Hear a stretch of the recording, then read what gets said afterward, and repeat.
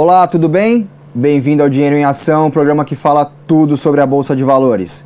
Eu sou o Márcio Croin e recebo nos estúdios da B3 Roberto Indec, analista-chefe da Rico Investimentos. A nossa ação da semana é a Petrobras, uma das estrelas do Ibovespa. Neste primeiro bloco, o Roberto vai mostrar o perfil da empresa. Ele vai explicar também quais são os principais destaques da companhia para você começar a se familiarizar com a Petrobras. Vem comigo para o telão para a gente começar a analisar a empresa.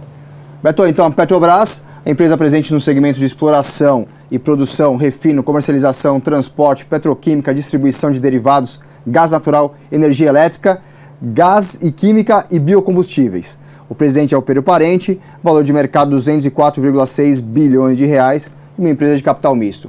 Que a gente pode começar a falar para o investidor dessa grande empresa brasileira? É realmente uma das principais empresas do mundo do setor de petróleo e gás, mas que sem dúvida alguma vem crescendo muito ao longo dos últimos anos, entrou em negócios que não eram do seu ramo, eu digo o negócio principal, e que agora a gente começa a ver um período de venda de ativos que a gente deve ter pelos próximos anos isso, para reduzir um pouco mais o seu endividamento, e aí a gente vai falar disso também um pouco mais tarde. Muito bem. Então vamos falar um pouquinho do desempenho da ação, o Petro 4, que é a ação mais negociada no Ibovespa, a ação da Petrobras mais negociada no Ibovespa. Em 2015 teve uma queda de 33,1%, 121,9% de ganhos em 2016. Em 2017 é esse gráfico que você trouxe para a gente, Beto. Explica para a gente, por favor. Exatamente. Isso aqui é o preço da ação no fechamento do dia 3 de outubro. É interessante a gente notar que as ações da Petrobras, a Petro 4, né, que é sempre a gente bom colocar isso, que são as ações preferenciais da estatal, contra o índice Bovespa. Lembrando que o índice Bovespa é aquele índice referencial, o principal índice da Bolsa Brasileira, e que hoje é composto por 63 ações, sendo que esse índice Bovespa ele acaba se modificando a cada 4 meses, em janeiro, maio e setembro. Aqui eu acho que fica bastante claro, vendo o resultado das ações em 2017, as ações subindo cerca de 7,5%, enquanto o índice Bovespa 27%, ou seja, aquilo que a gente costuma falar de underperformou, ou seja, performou abaixo do índice Bovespa. Isso quer dizer que uma ação tem mais potencial para atingir o índice ou não? Não necessariamente. Isso depende muito do movimento de cada ação, depende do momento da empresa, do que a empresa está realizando naquele momento, em diversas circunstâncias, em aspectos, enfim. Mas isso aqui traduz muito também uma queda do preço do petróleo no mercado internacional. O fato é que as ações da Petrobras, cada dia mais, elas devem acompanhar o preço do petróleo no mercado internacional.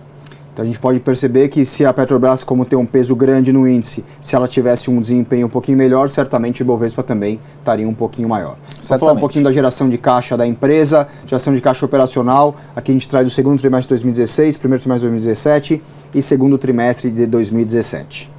A gente vê que são números que praticamente eles não têm discrepâncias muito relevantes, nem para cima nem para baixo, né? É uma empresa que tem apresentado números bastante estáveis ao longo dos últimos meses, vamos chamar assim, principalmente desde que assumiu a companhia o Pedro Parente, que vem fazendo uma transformação na empresa. A gente vê também os números de investimentos logo abaixo, e tem a questão da produção de petróleo, tem a questão também de aumento, por exemplo, de preços de combustíveis, teve aquela questão também recentemente de aumento de impostos sobre os preços dos combustíveis. Enfim, o que eu estou querendo dizer, o que é o mais importante para acompanhar nesse momento? Que, sem dúvida alguma, nós temos que acompanhar não só o preço do petróleo do mercado internacional, mas quais são as ações da companhia daqui para frente. E é isso, sem dúvida, que traz uma perspectiva bastante positiva, isso na nossa visão, para as ações da Petrobras. Perfeito. Gestão de caixa operacional teve uma queda de 15% do primeiro para o segundo trimestre, mas um aumento no primeiro semestre de 2016 para 17,9%, e os investimentos meio em linha, né? É o que a empresa tem feito nesse tempo. Eu acho que tem um ponto a destacar, antes da gente entrar até nos indicadores financeiros da empresa, um ponto muito importante. Muita gente pergunta, sempre, provavelmente uma semana antes da empresa entregar seus resultados trimestrais, o que a gente espera dos resultados trimestrais da estatal.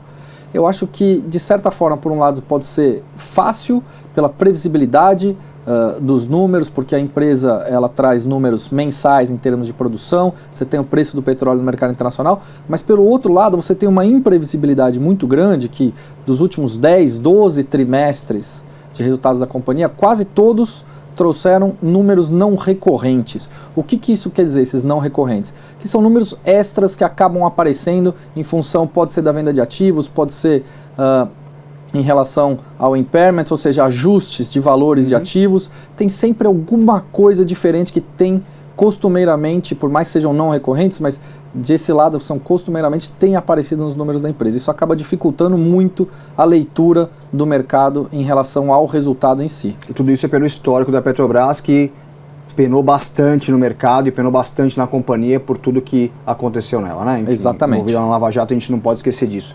Indicadores financeiros, Beto. Então, entrando aqui na questão dos indicadores financeiros, eu acho que esses são os dois quadros principais que eu trouxe aqui para vocês, que é o que realmente o mercado tem olhado de fato para as ações nesse momento. Primeiro é esse índice de dívida líquida EBITDA. O que quer dizer esses números aqui embaixo? Que estava com 4,39 e hoje está com 3,23 em relação ao endividamento da companhia. A dívida líquida é a dívida total da companhia menos caixa e o EBITDA, que é a geração de caixa, ou seja, quantas vezes você precisaria gerar caixa para pagar a sua dívida. Então a gente vê que isso vem sendo reduzido ao longo dos últimos trimestres e essa é uma batalha muito grande da empresa e que tem sido muito cobrado pelo mercado. Do lado a gente tem essa tabela do endividamento consolidado, isso é do último número da companhia, né?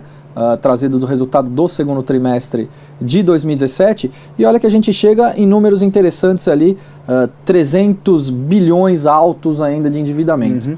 Vale lembrar que recentemente esse número chegou próximo dos 500 bilhões, né? Maior dívida corporativa do mundo, mas a gente tem visto que isso tem sido reduzido. E por que tem sido reduzido?